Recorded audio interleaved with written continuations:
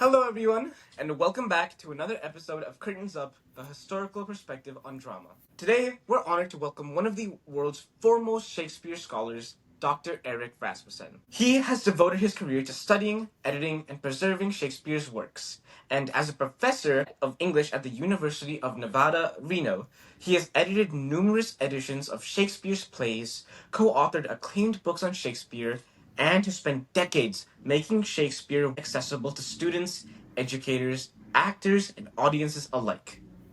Professor Rasmussen is internationally recognized for his work on Shakespeare, the First Folio, and the history of Shakespeare's texts. In fact, in 2014, he helped authenticate a long overlooked First Folio discovered in Saint Omer, France, which was a remarkable find that captivated the literary world and highlighted the enduring mysteries surrounding the Shakespeare legacy. Today, we'll explore how Shakespeare's work survived through the centuries, what scholars actually do, and why his plays continue to resonate with audiences around the world. Dr. Rasmussen, thank you so much for joining us on Curtains Up today. It's a pleasure to have you here. Thank you so much for inviting me, Rohan. It's a pleasure. Of course. So, for our first question, many people picture Shakespeare scholars simply reading plays, but your work is much more important to that. It's taken you into rare book libraries, archives, and even international investigations. So, I wanted to ask you, what does a day to day work of a Shakespeare scholar look like? Well, it's very tweety for the most part. We collate editions and things like that. But I mean, there have been because I put together a catalog of all the Shakespeare folios and was trying to trace everyone in the world. The Shakespeare First Folios, there are probably about 200 of them out there. Is our count? Yeah. But I there were just things like I went to a family in Japan that was said to own a First Folio, and I said hi, kind of like to look at this, and they said, "Oh, we're so sorry, but my husband has put in his will that no one can look at the First Folio for 7 years," and I'm like, really? Okay. And then I honestly, I came back in 7 years and they wanted nothing to do with me. And at that point, somebody from Interpol took me aside and said, "Hey, dude, you don't want to deal with this because they, this family who had bought a First Folio and we knew of it and we kind of knew a little bit about it, that there was some, it looked like wine stains on some of the pages, and there was a copy that was stolen from the University of Manchester in England in 1969 that we also know had some wine stains Wine stains. on the corners. And so I'm like, wow, I wonder if this is that. And the fellow from Interpol said, "Hey, look, if you were to suggest that the dealer who sold them this was trafficking in stolen goods, he would have you killed." And he Okay. and he's associated with the Yakuza, and I'm like, whoa, another day in the Let's boring back life up. Let's back up. of a tweety English professor, right? But I mean, it's that kind of thing when you get out into the provenance of books and you're trying to trace, and it's really interesting because where did the First Folio go in its throughout the world? So yeah, that's my day-to-day life. Day-to-day life, being hunted down by the Yakuza. I will say that is, it's really that's a really interesting story too, because a lot of people call you the modern day Robert Langdon from stories like The Da Vinci Code, That's funny. and like From the story you just told me, that's pretty accurate. It's not You're you're just that. you're just But going around trying to find out a first folio and you get hunted down. Like that's a very insane jump. and it's so interesting, right? Because we're dealing with genuine treasures. I mean, the last time a First Folio was up for auction, it sold for $20 million. This is an expensive book, and it is just so interesting how we value Shakespeare's works, and so we therefore value the book. But then it's so interesting that it becomes this commodity that we need to, like, whoa, that's freaky weird. So Right. And like I would also say though that because of its rarity, because it is a treasure, that's why people have so much value attached to it. But I will say that is a bit of an insane guarding for a book. Well, actually, now that we're talking about the First Folio, one of the most remarkable stories in literary history is the First Folio. So could you explain what it is and why it may have saved Shakespeare's plays from disappearing forever and why it's so valuable nowadays? it, thank you for asking that. I am so happy to do so. I mean,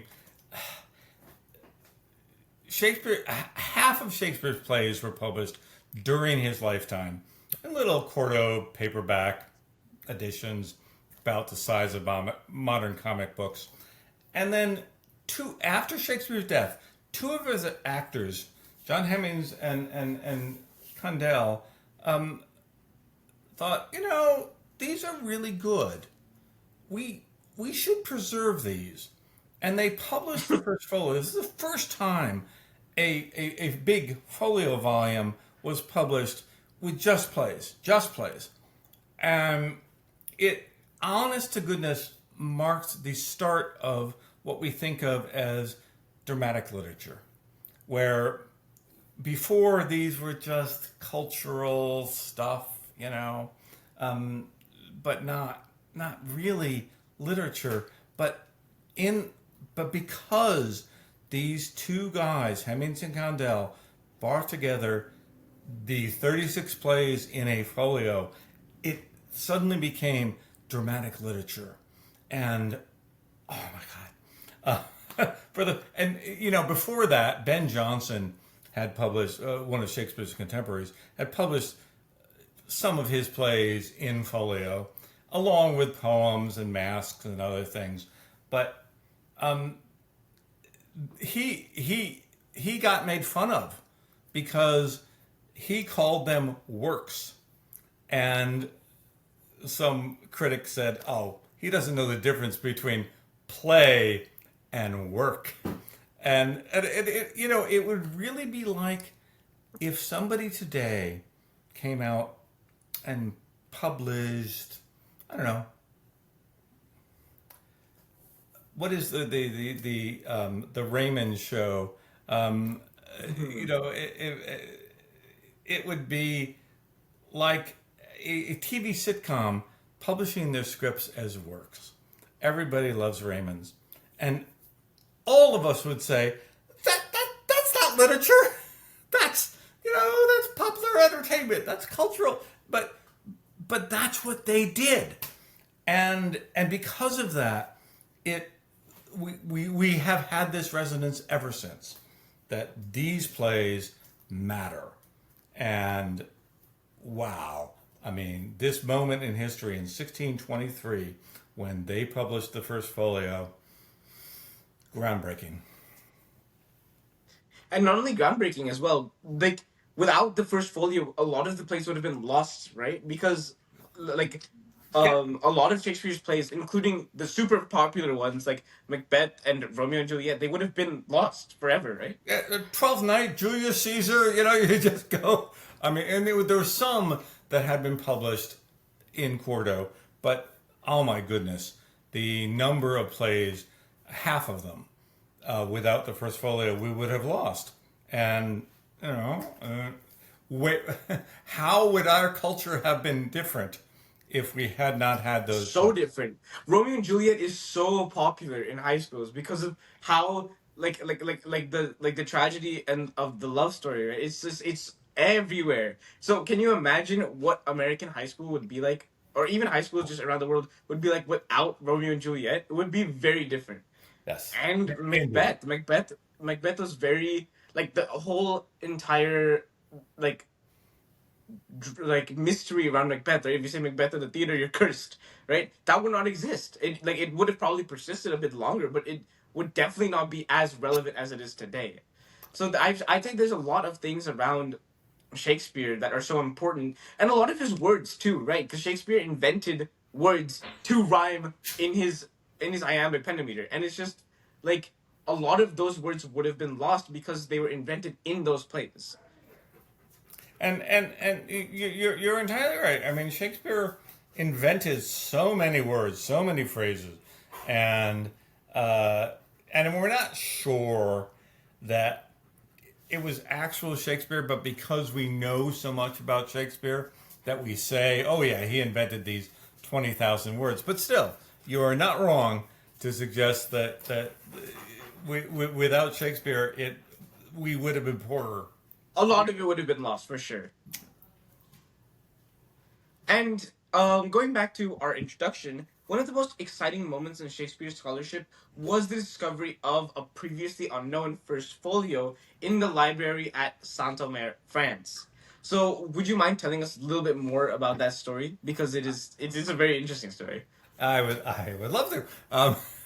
So out of the blue, I got a email from a public librarian in Saint Omer, France, and he said, I think I might have found a First Folio, and my initial response was, I think you didn't, because in the 19th century, when photolithography was first invented, the first books they reproduced using photolithography were the Shakespeare First Folio, and they were so proud of how perfect these were that they didn't identify them as facsimiles. There was nothing on there that said, so today, these books that were printed in And 1807 this date at this time were made. are these books are 250 years old, and they look like old books, and so you can understandably, if a someone finds this in their private library, or in a university library, or a public library, wow, I may have a First Folio. But the difference between 19th century paper, which is wood pulp, and the rag bound paper from Shakespeare's time, which has chain lines and uh, watermarks and such, is completely different. So, to an expert's eye, you can go in and identify, oh, that's a facsimile, or that's an actual First Folio. And so the Remy Cordner, the librarian in France, contacted me and said, I think I found a First Folio, and I said, I don't think you do, but I'm actually going to be over in England. I was curating an exhibition at the British Library, and said, I could take the channel over and come take a look at this, and so I did, and sure enough, they had a folio with the First Folio chain lines and watermarks and all the things that made it authentic, and so it was like, wow, you got it, dude. And one thing I'm curious about as well, when it comes to like the analyzing process for whether a first folio is authentic or not, is at the time of Shakespeare, they used a specific type of letterpress, right? In the 19th century, they would have evolved, or like they would have had a different one, right? Or would they have used the same letter? type of letterpress. Well, in the 20th century, they would have just made photolithography reproductions of the original pages, and Oh, I see it. the thing that one needs to look for is the paper, and so in Shakespeare's time, paper was made by you take a slurry of linen rags and you press them through a screen, Together, yeah. and on that screen there would be a very delicately etched pattern that was the paper maker's watermark. It was his or her trademark for their work. And the problem with these very thinly stitched things on the paper on the paper mold, they didn't last for very long. So Oh, they could only do so much paper, and so the watermarks that we have found we have found 21 in the Shakespeare First Folio, and in very few other books. Maybe a handful that were printed by the same printers who were printing the First Folio in 1623. And so that's really cool. That, oh yeah, you see one of these, it means you got a First Folio. but you said the watermarks disappear after a bit, right? So do you like they don't last for long. So how would you detect the watermarks, or do you just look at the paper itself? Right. You hold the paper up to a light sheet, and you can see the water. To this day, we know what watermarks Oh, the in light. Okay, okay, in yeah. paper look like. So you hold them up, and then you find this, and oh yes, that's one of the original That's ones. So, that's the first folio. yeah. So Okay, that's the okay, first I got folio it. exactly. Okay, that makes more sense, and it's also I mean, yes, that is like it's how we can see through black ink these days. So you just hold it up to the light, and you can just see through it. Right. So, um, that's a very interesting way. I never considered that they would just just copy the pages, and that you have to look at the type of page specifically to understand whether it's an authentic or not. I thought there were like a bunch more defining factors. Yep. So yeah, this is my role in the world. I go around and find real. Oh yeah, you got a real watermark. That's a real folio. These pages are really special, Yep. right? And then I guess we could talk about um.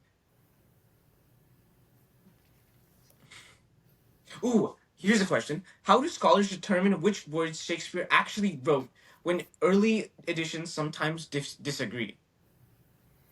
This is such a tricky thing, right? We think now. I mean, there are different versions of Hamlet early on, different versions of King Lear, many of the big plays, and we we have long wondered, were these just versions that, Shakespeare gave to his theater and then they cut them down for performance and said, hey, this 4,000 line play needs some retrofitting here? Or was it what was it a different thing? Was it Shakespeare thinking, right, I got to rewrite that? But we know It's not good enough.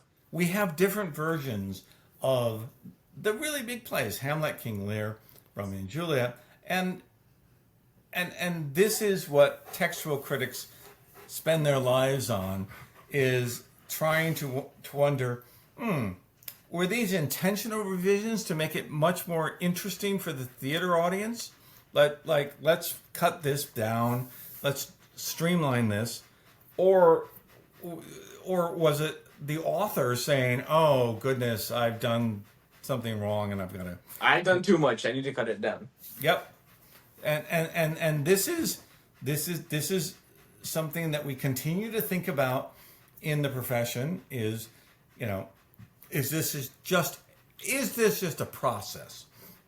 Is this Shakespeare coming to his company and saying, "Here's my 4,000 line play," and the company is saying, "Oh goodness, boring. Can we cut back?" And Shakespeare's saying, "Oh, thank you guys. I really appreciate you. You are what I need." or is it Shakespeare saying, that play was interesting, but let me revise it somewhat, and each of which is fascinating to me, to us, but it makes a difference, right? If you, it's kind of like, do you remember DVDs when they had the authors, the director's cut, and the director's Yes, cut yes, I do remember these. Yeah. on a DVD was always longer. That's kind of what I wanted in this play. Well, maybe that's what we've got here. Maybe we have cordos, The which are director's cut saying, before the actual show. this is Yeah. what I wanted. And then the folio, where the acting company said, no, dude, you want to do We're not this. doing that. Does that make sense? I mean, Yeah. No, that does make sense. But I'm just curious on your opinion. Which one do you think is more likely? Like, obviously, it's hard to say that 500 years later we can't say for certainty. We can't say for certain like whether it was this one or it was this one. But like, you've researched Shakespeare a lot in your lifetime, and I'm just curious to think. What do you think was more likely? Because do I, you I, think I, Shakespeare? I think Shakespeare wanted to eat, literally, and that so Shakespeare would bring in these texts that were 4,000 lines long, and his company would say, "These are brilliant, but it's not going to play well. Can we cut it down to this?" And Shakespeare would say, "Oh, thank God, guys! I really appreciate you. I could not have done this without you." And that, theater was a collaborative art, that it was people working, not just isolated authors, but a company.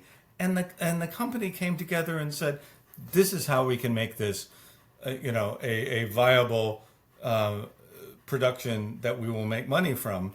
And Shakespeare said, thank you so much. I really, I really wanna value eat. you guys. I see. I see. I think that's a good way to put it too, because like you know artists at the time, even Shakespeare, it was like it was very hard art to get into, right? Because it was very hard to make money as a theater writer during that time, um, and times before. Like just in general, being involved in theater has never been like a super secure job. It's always been a bit of give and take, you know. Yes, you are certainly correct as transhistorically. And then for our last question, more than 400 years after his death, Shakespeare's words continue to inspire actors, students, and scholars around the world. If you hope listeners remember just one thing from today's conversation about Shakespeare and preserving our cultural heritage, what would you like it to be? Well, I I think one of the things that Shakespeare does really amazingly magnificently is to engage with issues that we care about. So, for instance, in Measure for Measure, there is a scene in which a a woman who's about to become a nun goes to a deputy who has condemned her brother to death because he's had premarital sex, and Oh, she says, can you please, release my brother? And he goes, yeah, if you'll sleep with me. And she says, oh, I'm going to proclaim you. I'm going to tell everyone what you just said. And he says, who's going to believe you? I'm a man. You're not. I'm in power. You're not. And it's like, oh my gosh, Shakespeare is Shakespeare called engaging it, dude. with sexual harassment at 400 years ago. This is something that we think is our issue. This is a 21st century Me Too kind of thing. And oh my God, the fact that 400 years ago he he is engaging with these kind of gender and power dynamics just blows my mind, makes me cry, wants me want to tell every student, hey, look, oh my gosh, this guy who has been, held up to you as a peon of great art is really engaging with things that we care about. I think that's one of Shakespeare's unique parts too, with how, like, obviously you mentioned that this issue specifically is something that we face in the modern times, but in general, a lot of his plays they talk about our modern issues, or they talk about issues back then that are still relevant today. Like he was very intelligent when he thought about these super intellectual problems at the time, because now they're just modern day problems. Like a lot of them, um, specifically in like um you would be better you could give better examples of this, but what I'm thinking is in Midsummer's Night Dream, right, which was a more of a comedy than a tragedy, but it still had its issues, with the whole love square and everything, and it was a big messy love square, right? Just in Well, general, there's a lot of well, and problems you even can look at. I'm sorry, I don't mean to cut you off, but in that No, go play, ahead. it opens with Theseus telling Hippolyta, "I wooed thee with my sword, and won thy love doing thee injuries," which means I conquered you and raped you, and and and and now you're going to be my wife, and it's Right, like, like there's, and like, not only that, one more thing I've completely forgot, is that like the entire conflict starts because the father does not care about the daughter's wishes, and the father has more power than the daughter. That is a very, it's calling out the hierarchy, the patriarchy, which is yep. a major issue, right? So, and that was a major issue then, and it is an issue now. So it's the fact that he's able to talk about these issues in that are relevant at his time, but also issues that weren't as relevant then that are super relevant now. And it's like the idea that he's able to stick to these themes specifically. I think that's what makes Shakespeare one of the most interesting and influential writers of his time. You are right. Dr. Rasmussen, thank you so much for joining us today and for sharing your remarkable insights into Shakespeare, the First Folio, and the fascinating detective work behind preserving one of the world's greatest literary legacies. Thank you, Rohan. Appreciate it.